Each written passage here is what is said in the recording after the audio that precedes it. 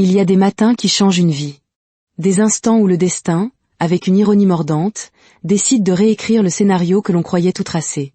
Notre histoire commence à l'aube, dans un de ces quartiers opulents où la vie semble n'être que fête et insouciance. Zion Ademi s'éveilla ce lundi matin au son d'un bruit qui fit sursauter son âme, la projetant presque hors de son corps et lui faisant envisager un déménagement vers une autre dimension. Des pleurs. Pas n'importe quels pleurs. Des pleurs de nourrissons. Le genre de plainte qui suggérait que 3 minuscules êtres humains avaient formé un syndicat et décidé de manifester directement sous la fenêtre de sa chambre. D'abord, il pensa que le son venait de la télévision. Il plissa les yeux vers l'immense écran plat fixé au mur. Éteint. Complètement éteint. J'ai peut-être laissé quelque chose en lecture sur mon téléphone, murmura-t-il, tapotant ses draps de soie à la recherche de son iPhone. Non. Les pleurs ne venaient définitivement pas de son téléphone. Le gardien. Zion se redressa brusquement, la tête martelée par les excès de Hennessy de la nuit dernière. Ce vaurien a finalement mis quelqu'un enceinte, et maintenant on lui amène le bébé pour faire un scandale à mon portail. Ce devait être ça. Les drames devant le portail étaient monnaie courante à l'Équi. Des gens qui déposent leurs problèmes sur le pas de la porte des autres. Mais les pleurs continuaient, de plus en plus forts, plus insistants, plus pluriels. Attendez, cela ne ressemblait pas à un seul bébé. Cela ressemblait à plusieurs bébés. Une véritable chorale de bébés. Peut-être les voisins, se dit Zion en titubant hors du lit. Son pyjama de créateur, un ensemble en soie bleu marine qui lui avait coûté une petite fortune, était entortillé autour de son corps. Peut-être que Madame Aquaphor, la voisine, fait du babysitting. Il se dirigea vers sa fenêtre et jeta un coup d'œil à travers les rideaux. Pas de Madame Aquaphor. Pas d'enfant dans sa cour. Juste son propre portail, fermé et silencieux. Mais les pleurs provenaient bien de sa maison, de sa porte d'entrée, pour être précis. Mais qu'est-ce que c'est que ce délire ? Marmonna Zion, passant ses mains dans ses cheveux. Il n'était que 6 heures du matin. Il s'était couché il y a à peine 4 heures. Il avait une réunion importante. Il avait besoin de café, d'une douche et d'environ 6 heures de sommeil supplémentaire, pas de ce vacarme. Après une autre minute de pleurs incessants, il se décida enfin à aller voir. Il se traîna en bas des escaliers de son duplex, chaque marche lui donnant l'impression de gravir le Kilimandjaro à l'envers. Sa tête battait la chamade. Sa bouche avait le goût du sol d'une boîte de nuit. Il descendit, déverrouilla la porte d'entrée, l'ouvrit et se figea. 3 sièges auto pour nourrissons étaient posés sur son perron de marbre immaculé. 3. Dans chacun d'eux, un bébé, qui ne pouvait avoir plus de quelques mois, s'époumonnait comme s'il participait à un concours pour atteindre la note la plus haute. Zion cligna des yeux une fois. Les bébés étaient toujours là. Il cligna 2 fois. Toujours là. Il cligna 3 fois, serra les paupières, compta jusqu'à 5 et les rouvrit. Les bébés n'avaient pas disparu. Au contraire, ils étaient devenus plus bruyants. Sa bouche s'entr'ouvrit. Aucun son n'en sortit. Son cerveau avait manifestement fait ses valises et quitté les lieux. Il regarda à gauche, rue vide. Regarda à droite, rue vide. Il leva les yeux au ciel comme si Dieu lui-même allait apparaître pour lui expliquer cette mauvaise plaisanterie cosmique. Rien. Juste 3 bébés pleurant sur son seuil à 6 heures du matin, un lundi. Allô ? Appela faiblement Zion, cherchant du regard quelqu'un qui se cacherait derrière son portail. C'est une blague, Cal ? C'est toi ? Ce n'est pas drôle. Pas de réponse, juste plus de pleurs. Puis il l'aperçut. Une enveloppe blanche, glissée à côté d'un des sièges auto, maintenue par un petit ours en peluche rose qui avait connu des jours meilleurs.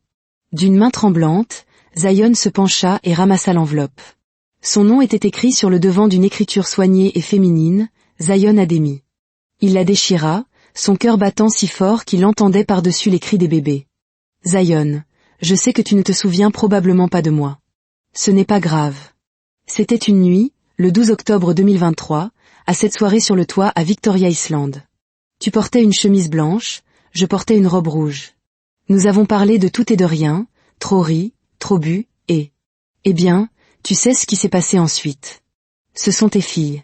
Oui, des filles. Des triplés, nées il y a 3 mois. Tu peux faire un test ADN si tu veux, tu verras qu'elles sont à 100% de toi. Je ne peux plus faire ça, Zion. J'ai essayé. Vraiment. Mais j'ai 28 ans et j'ai des rêves. Je veux épouser quelqu'un qui veut vraiment m'épouser. Je veux voyager. Je veux vivre ma vie. Et je ne peux pas le faire avec 3 bébés qui me retiennent. Leurs noms sont au dos de cette lettre. Tout ce dont elles ont besoin est dans les sacs à côté des sièges auto. Lait en poudre, couches, vêtements. Assez pour te dépanner quelques jours. Je suis désolée. Peut-être qu'un jour je reviendrai, mais pour l'instant, je ne peux tout simplement pas. Bonne chance. P.S. Elles mangent toutes les 3 heures. Ne les laisse pas pleurer trop longtemps ou elles vomiront. Zion lut la lettre une fois, puis une deuxième, puis une troisième fois, juste pour être absolument certain que ses yeux ne lui jouaient pas des tours. Non, murmura-t-il. Non, non, non, non, non. Il retourna le papier. 3 noms y étaient écrits de la même écriture soignée, Zara, Zuri, Zanetta. La lettre glissa de ses doigts et flotta jusqu'au sol, telle une plume faite de pur désastre. Pendant exactement 5 secondes, Zion resta complètement immobile. Puis il explosa en un mouvement frénétique. Il courut dans la maison, monta les escaliers 4 à 4 jusqu'à sa chambre, redescendit, arpenta son salon comme un fou, courut à la cuisine, retourna au salon, puis sur le perron pour s'assurer que les bébés étaient toujours là. Il pleurait encore. « Ça n'arrive pas », cria-t-il à sa maison vide, sa voix se brisant. « Ça n'arrive pas. Qui fait une chose pareille ?» Il attrapa son téléphone et appela immédiatement son meilleur ami, Kyle. Ça sonna, sonna. Décroche, décroche, décroche. Mec, il n'est même pas 7 heures du matin, arriva la voix ensommeillée de Kyle. C'est quoi l'urgence? Kyle, il y a des bébés sur mon seuil. Silence. Puis, quoi? Des bébés. 3. Juste là, en train de pleurer. Quelqu'un les a laissés ici avec une note disant qu'ils sont à moi. Une autre pause. Puis Kyle éclata de rire. Mec, tu t'es fait avoir en beauté. Je ne sais pas qui est la mère. Zion arpentait de nouveau la pièce, passant sa main libre dans ses cheveux avec une telle force qu'il devait en arracher quelques-uns. Il y a une lettre qui dit que j'ai mis quelqu'un enceinte en 2023, mais je ne m'en souviens même pas. Je ne peux pas. Kyle, qu'est-ce que je fais? Homo, tu es tout seul sur ce coup. Je ne peux pas t'aider pour ça. Laisse-moi retourner dormir. Bonne chance, papa. La ligne se coupa. Zion fixa son téléphone, incrédule. Son meilleur ami venait de l'abandonner à son heure de plus grand besoin. Les bébés pleuraient toujours. Si possible, encore plus fort, comme s'il savait qu'il était en pleine crise de nerfs et voulait contribuer au chaos. Zion pensa, d'accord, réfléchis, Zion, réfléchis. Il se pressa les paumes contre les tempes. C'est une farce. Oui, une farce. Les gars ont monté ça pour se moquer de moi. Où sont les caméras? Il regarda partout, frénétiquement. Rien. Juste lui et 3 bébés hurlants. Très bien, cria-t-il à l'univers. Très bien, je les emmène à la police. Ils sauront quoi faire. C'est probablement illégal de toute façon. Abandon d'enfants ou quelque chose comme ça. Ils trouveront la mère, l'arrêteront, et tout sera fini. Oui, plan parfait. Il attrapa ses clés de voiture, enfila une chemise à l'envers, mais il était trop paniqué pour le remarquer, et essaya de comprendre comment porter 3 sièges auto à la fois. C'était physiquement impossible. Il réussit à en saisir 2, ses bras tremblants sous le poids et l'adrénaline, et trébucha vers son Mercedes G-Wagon. Il attacha les 2 premiers sur la banquette arrière, incorrectement, mais il ne le savait pas encore. Puis il retourna chercher le 3e.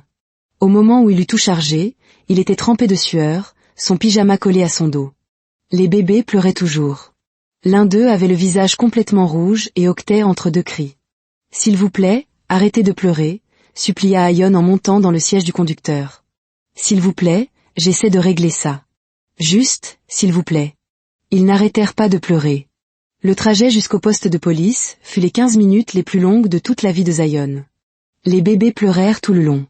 L'un d'eux, Zuri, apprit plus tard, vomit partout sur elle à mi-chemin. L'odeur frappa Zion immédiatement, aigre, affreuse. « Oh mon Dieu !» gémit-il, nauséeux. « Oh mon Dieu, qu'est-ce que c'est que cette odeur ?» Quand il arriva enfin au poste de police, il tomba pratiquement hors du siège du conducteur, haletant pour de l'air frais. Un officier se tenait dehors, sirotant son thé. « Agent ! Agent !» Zion se précipita vers lui, l'air hagard. « J'ai besoin d'aide.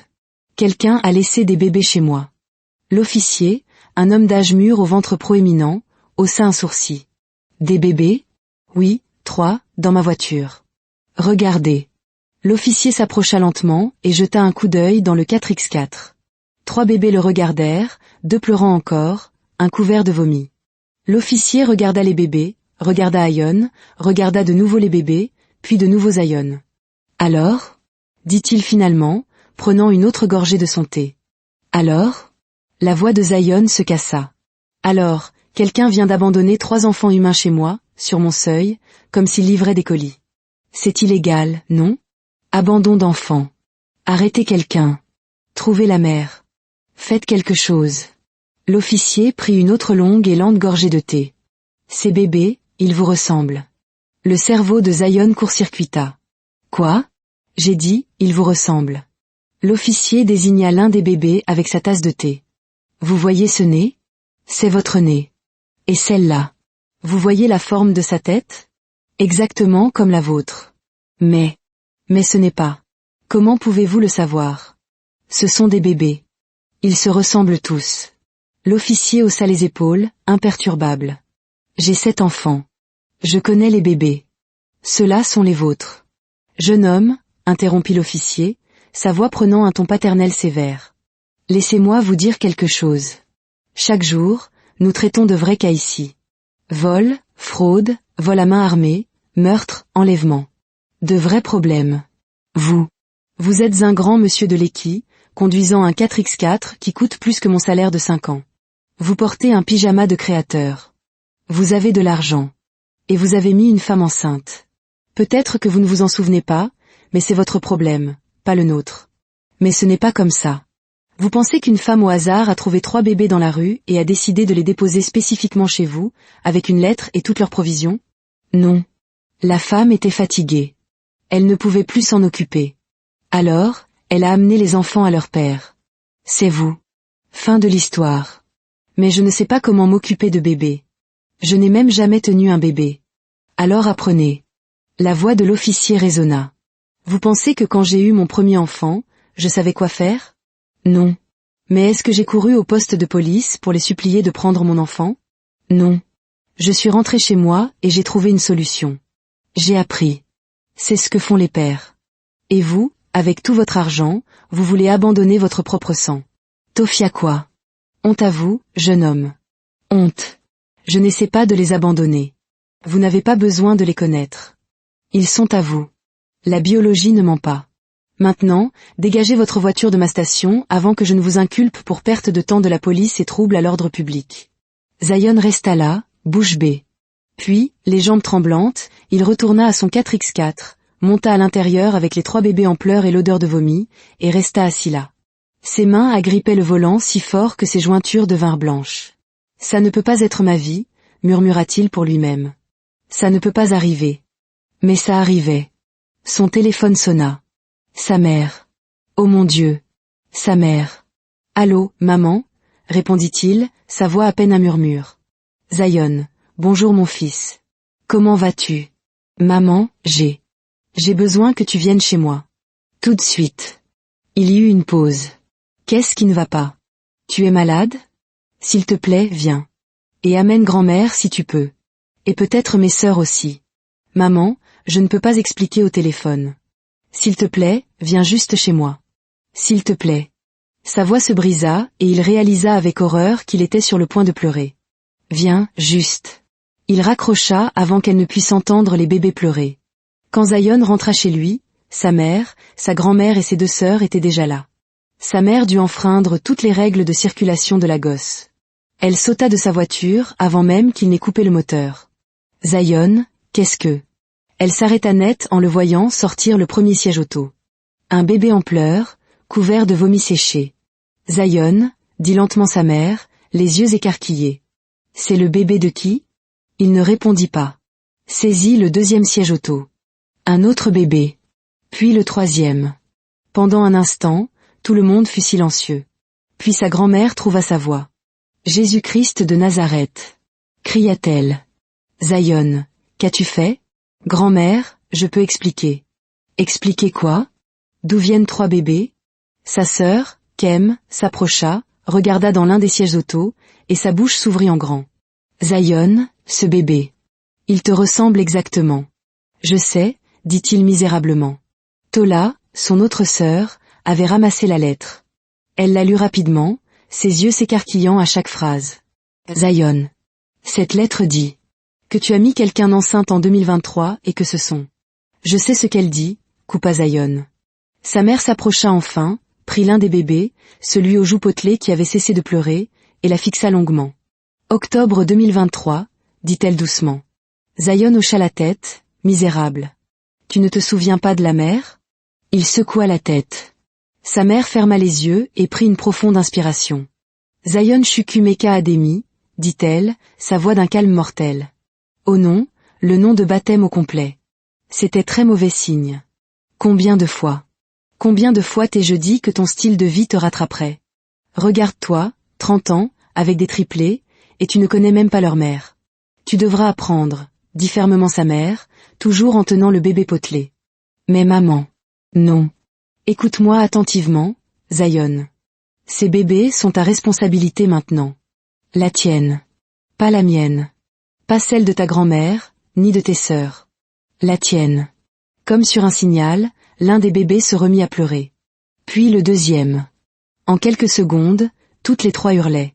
C'est alors que la mère, la grand-mère et les sœurs de Zion se transformèrent en une machine de soins au bébé bien huilé qui aurait rendu l'armée jalouse. Sa mère se mit immédiatement à donner des ordres. Kem, prends ses sacs. Tola, trouve le lait et les biberons. Zion, prends ce bébé. Oui, celui-là. Maman, commence à vérifier leurs couches. Mais maman, je ne sais pas comment faire. Bouge. Pendant les 4 heures suivantes, Zion reçut le cours intensif de puériculture le plus intense qu'un être humain ait jamais connu. Sa grand-mère lui montra comment changer une couche avec une efficacité redoutable. Tu déplies la nouvelle couche d'abord. Tu essuies de l'avant vers l'arrière. Tu comprends? Bien. Maintenant, à toi. Dans la cuisine, sa mère lui apprit à préparer les biberons.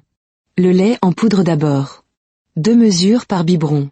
Des mesures rases. Ensuite, l'eau. L'eau doit être tiède. Tu testes sur ton poignet. Compris? Bien. Maintenant, prépare 3 biberons. Quand les 3 bébés eurent été nourris, changés et furent enfin calmes, Zion était absolument anéanti. Il s'effondra sur son canapé. Sa mère s'assit à côté de lui. Zion. Ces enfants sont ta responsabilité. Tu ne peux pas fuir. C'est ta réalité maintenant. Mais vous allez m'aider, n'est-ce pas? Parfois, s'il vous plaît? Sa mère sourit. Nous t'aiderons. Bien sûr. Mais ce sont tes enfants, Zion. C'est toi qui te lèveras la nuit quand ils pleureront. C'est toi qui changeras leur couche. Nous n'avons mis personne enceinte.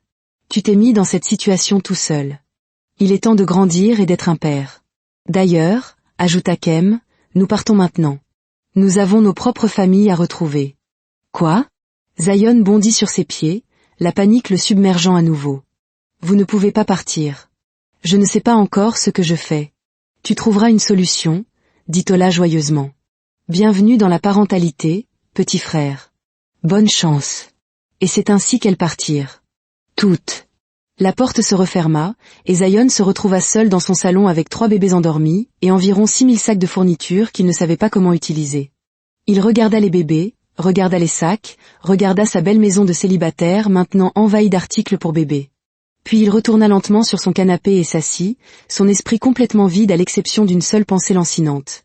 Que ai-je fait pour mériter ça? C'est là qu'il repensa à sa vie avant ce matin. Sa vie belle, parfaite, sans complications. La nuit dernière encore, il était en boîte de nuit avec ses amis, des bouteilles de Hennessy coulant à flot, des filles partout. Il était le roi de l'équi, le type que tout le monde voulait être ou avec qui tout le monde voulait être. Il avait bâti son entreprise à partir de rien. Il avait sa maison, ses voitures, sa garde-robe de créateur. Son plan était parfait, profiter de la vie jusqu'à 35 ans, puis se caser, se marier, avoir 2 enfants, maximum. Il avait ignoré tous les avertissements de sa famille. Sa mère, Zion, quand vas-tu te poser? Sa grand-mère, un jour, ce style de vie te reviendra en pleine figure. Et il avait ri à leur nez. Et maintenant, il était assis dans son salon, avec des vêtements tachés qui sentaient le vomi, avec 3 bébés dont il ne se souvenait pas de la conception et sans aucune idée de ce qu'il fallait faire ensuite. Il était le père de triplés. Zara, Zuri, Zanetta. À 23 heures précises, le silence prit fin. Les 3 bébés se réveillèrent exactement en même temps, comme s'ils avaient réglé une alarme. Zion, qui s'était assoupi sur le canapé, sursauta. Il courut à la cuisine, prépara les biberons en tremblant. Il les nourrit l'un après l'autre. Fier, il pensa, j'ai réussi. Je suis un pro. Puis Zara, il était presque sûr que c'était Zara, fit une drôle de tête et vomit. Pas un petit renvoi. Une fontaine de lait qui jaillit de sa petite bouche. Non, cria Zion. Comme en solidarité, Zuri vomit aussi. Puis Aneta. 3 bébés, 3 geysers de lait vomi, et un homme complètement détruit au milieu de tout ça. Et c'est là qu'il se souvint des mots de sa mère, tu dois leur faire leur ro après les avoir nourris, sinon ils vomiront. Oh mon Dieu, murmura-t-il. Oh mon Dieu, j'ai oublié de leur faire leur ro. Il lui fallut 2 heures pour nettoyer les 3 bébés, les changer et les nourrir à nouveau, en se souvenant cette fois de leur tapoter maladroitement le dos. Quand ils furent enfin endormis, il était 3 heures du matin.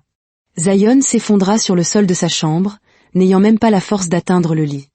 Et là, Zion fit quelque chose qu'il n'avait pas fait depuis son enfance. Il pleura. Des sanglots convulsifs qui venaient du plus profond de sa poitrine.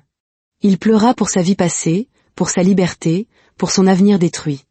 Il pleura parce qu'il était terrifié. Il pleura jusqu'à ce qu'il n'ait plus de larmes. À 6 heures du matin, les bébés se réveillèrent à nouveau. Zion se releva, les yeux à peine ouverts, son corps fonctionnant en pilote automatique, et recommença tout le processus. C'était sa vie maintenant, et il n'avait aucune idée de comment il allait y survivre.